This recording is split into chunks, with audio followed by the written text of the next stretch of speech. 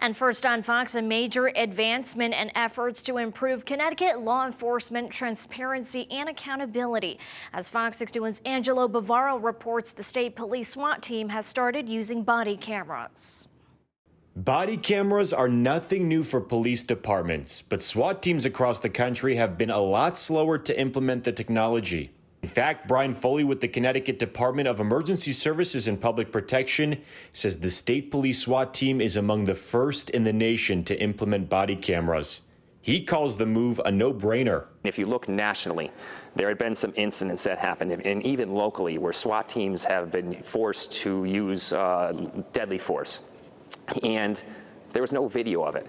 And when you look at it, and when you have 20 officers with assault rifles, with armor, with armored vehicles, supervisors, command staff, everyone responding to a scene that is a critical incident with high risk, and not one person has a body camera on, that's unacceptable. Foley giving us a closer look at what the new helmet cameras look like, which are now in use. The cameras will be used on all callouts, and the footage is subject to the Freedom of Information Act. Some of the arguments against body cameras for your tactical response teams have been that the chest-mounted body cameras are intrusive to their movements.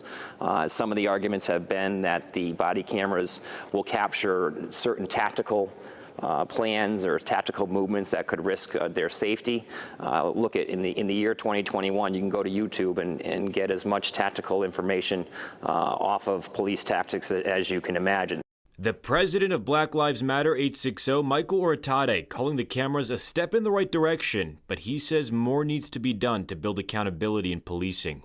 We've learned a lot since the summer and since the police accountability bill was passed.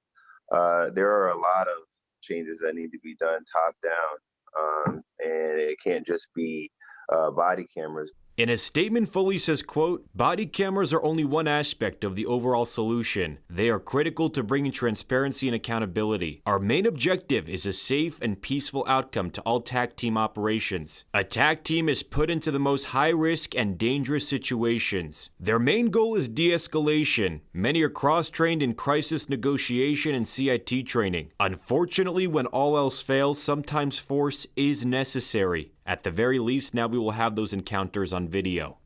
Angelo Bavaro, Fox 61 News.